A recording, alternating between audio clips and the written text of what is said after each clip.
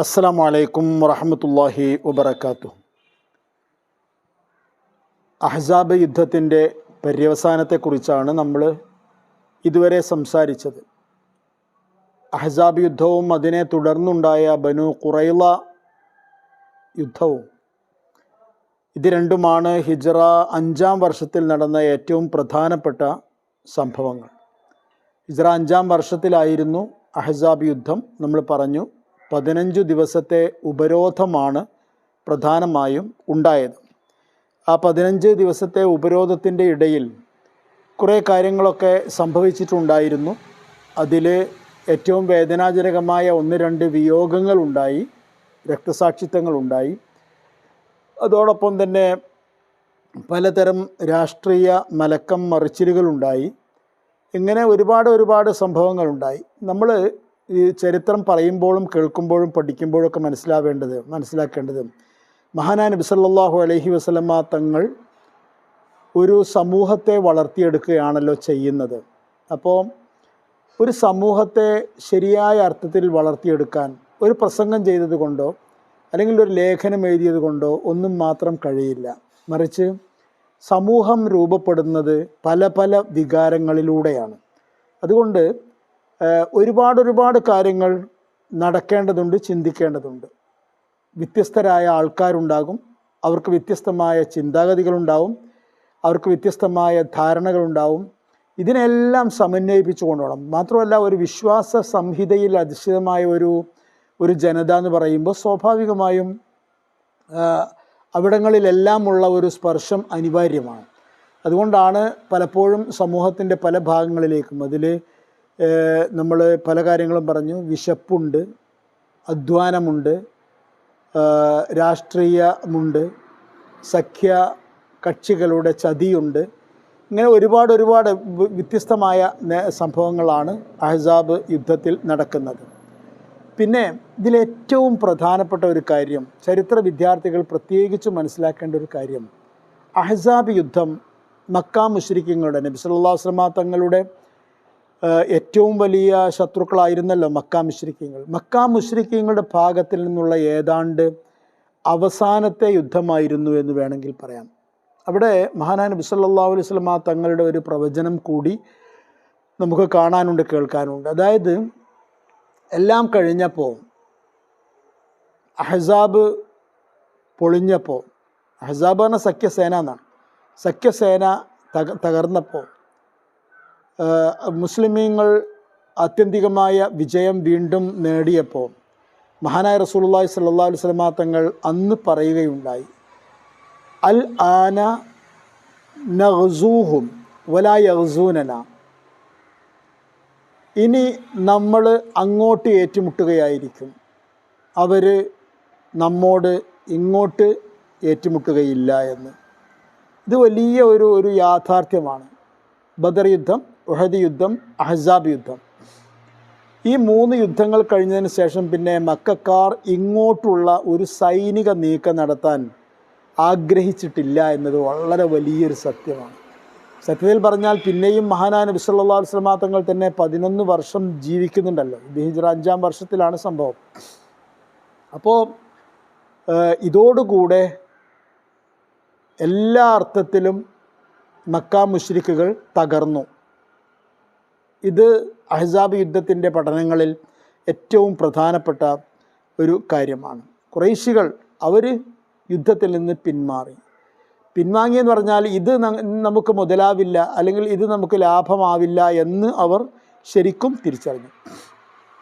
പക്ഷേ ഇതിനിടയിൽ പിന്നെ നമ്മൾ പലപ്പോഴും ഈ ബദറിൻ്റെയും ഉഹദിൻ്റെയും അഹ്സാബിൻ്റെയും ഒക്കെ ഇടയിൽ പറഞ്ഞിട്ടുള്ളതുപോലെ, കേട്ടിട്ടുള്ളതുപോലെ, അറേബ്യയുടെ പ്രാന്തപ്രദേശങ്ങളിൽ ജീവിച്ചിരുന്ന ചില കുടുംബങ്ങൾ അല്ലെങ്കിൽ ചില കുടുംബങ്ങളുടെ സമൂഹങ്ങൾ, അവരുടെ ഭാഗത്തിൽ നിന്ന് ചെറിയ ചെറുത്തുനിൽപ്പുകൾ ഉണ്ടായി. അവരെന്തിനാണ്, നമ്മൾ നേരത്തെ പറഞ്ഞിട്ടുള്ളത്, അവർ പ്രധാനമായും അവരുടെ ആശങ്ക, മക്കക്കാരുടെ ആശങ്ക അവരുടെ ദൈവവിശ്വാസവുമായി ബന്ധപ്പെട്ടതാണ്, അവരുടെ നാട്ടിലെ കോയ്മയുമായി ബന്ധപ്പെട്ടതാണ്. മദീനയിലെ ജൂതന്മാരുടെ ശത്രുതയുടെ അടിസ്ഥാനവും അത്തരത്തിലുള്ള ആദർശവും മേൽക്കോയ്മയും ഒക്കെ തന്നെയാണ്.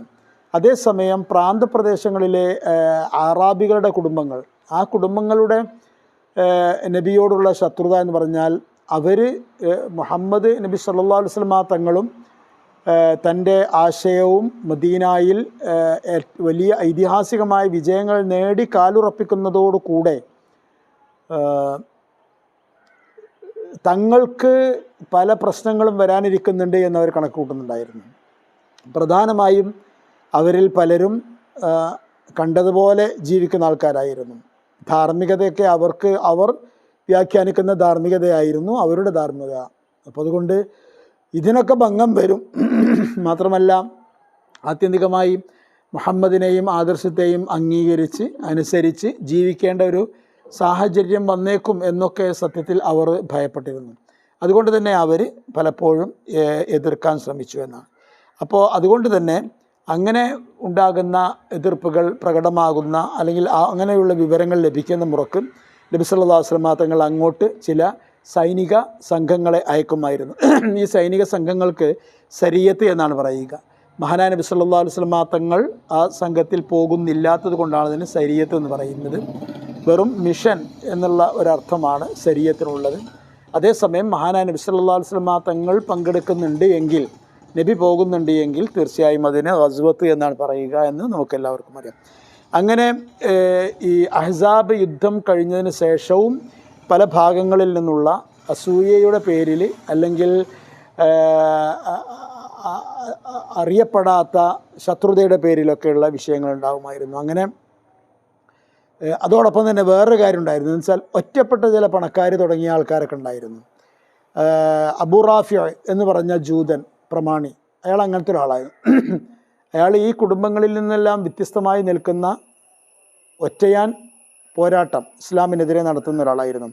അബ്ദുല്ലാഹി ഇബ്നു അത്തീഖ് റളിയല്ലാഹുവിൻ്റെ നേതൃത്വത്തിൽ ഒരു സംഘം പോവുകയും അബൂ റാഫിയുടെ ആ ശല്യം അവസാനിപ്പിക്കുകയും ചെയ്തു. മുഹമ്മദ് ബിൻ മസ്ലമ റളിയല്ലാഹുവിൻ്റെ നേതൃത്വത്തിൽ 30ഓളം വരുന്ന അംഗങ്ങളുടെ ഒരു സംഘം നജ്ദ് ഭാഗത്ത് ഖർത്താവ് എന്ന് പറഞ്ഞ സ്ഥലമുണ്ട്, ഖർത്താവ്, അവിടേക്ക് പോവുകയുണ്ടായി. അവിടെ ബനു ബക്കർ കുടുംബത്തിൻ്റെ ഭാഗത്തിൽ നിന്നായിരുന്നു വെല്ലുവിളി ഉണ്ടായിരുന്നത്. ഈ ഇസ്ലാമിക സൈന്യം വരുന്നുണ്ട് എന്ന വാർത്ത അറിഞ്ഞതനുസരിച്ച് ബനു ബക്കറുകാർ ഓടി രക്ഷപ്പെടുകയാണ് ചെയ്തത്.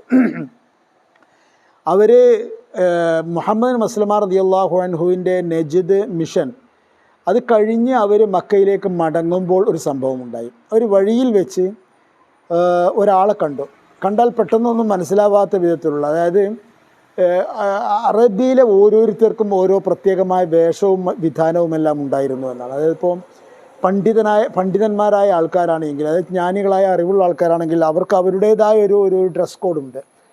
ഡ്രസ് കോഡ് പറഞ്ഞാൽ ഒരു യൂണിഫോം എന്ന് പറയുന്ന അർത്ഥത്തിലേക്കല്ല എങ്കിൽ പോലും അവർ സാധാരണ അവരുടെ തലപ്പാവുകൾക്ക്, ഉദാഹരണമായിട്ട് അവരുടെ തലപ്പാവുകൾക്ക് ഒരു പാണ്ഡിത്യത്തിൻ്റെ തലപ്പാവ ഉണ്ടാവുക. അതേസമയം ഗോത്രമുഖ്യന്മാർ അവർക്ക് അവരുടേതായ ചില തലപ്പാവുകളോ അല്ലെങ്കിൽ ആഭരണങ്ങളോ ഒക്കെ ഉണ്ടാവുക. സമ്പന്നരായ ആൾക്കാർ അവർക്ക് അവരുടേതായ ചില തിളങ്ങുന്ന വസ്ത്രങ്ങൾ അങ്ങനെയൊക്കെ ഉണ്ടായിരുന്നു. അത് ഒരു നിയമം എന്ന അർത്ഥത്തിലോ അല്ലെങ്കിൽ അങ്ങനെയൊന്നുമല്ല, മറിച്ച് ആ ഒരു സമൂഹത്തിൽ അങ്ങനെ രൂപപ്പെട്ടു വന്നതായിരുന്നു. അത് അറബികളുടെ വേഷം അത് തന്നെ ഒരു വലിയ അധ്യായമാണ് സത്യം പറഞ്ഞാൽ. അപ്പോൾ ആ വേഷത്തിൽ സാധാരണഗതിയിൽ അങ്ങനെ മനസ്സിലാക്കാൻ കഴിയാത്ത ഒരു വേഷത്തിൽ ഒരാൾ പോവുകയായിരുന്നു.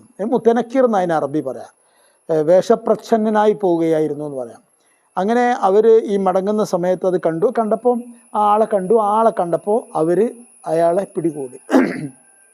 പിടികൂടി നോക്കിയപ്പോൾ അദ്ദേഹം മറ്റാരുമല്ല, നജ്ദിലെ ഒരു പ്രഭുവായ അല്ലെങ്കിൽ ഒരു കർഷക ധനികനായ സുമാമ ബിൻ ഉസാൽ എന്ന് പറയുന്ന ആളാണ്. സുമാമ അദ്ദേഹം എല്ലാവരും അറിയുന്ന ആൾ തന്നെയാണ്. പക്ഷേ അദ്ദേഹം വേഷം മാറിയാണ് പോകുന്നത്. വേഷം മാറിപ്പോകുമ്പോൾ സ്വാഭാവികമായും അതൊരു സന്ദേഹത്തിലുള്ള വകയാണല്ലോ. അതുകൊണ്ട് അവർ സുമാമയെ പിടിച്ചു. അങ്ങനെ അവർ മഹാനായ നബി സല്ലല്ലാഹു അലൈഹി വസല്ലം തങ്ങളുടെ മുമ്പിലേക്ക് സുമാമയുമായി പോയി. എന്നിട്ട് നമ്മൾ മനസ്സിലാക്കേണ്ടുന്ന ചില സംഭവങ്ങളുണ്ട്, പറയാം. അസ്സലാമു അലൈക്കും വറഹ്മത്തുള്ളാഹി വബറകാതുഹു.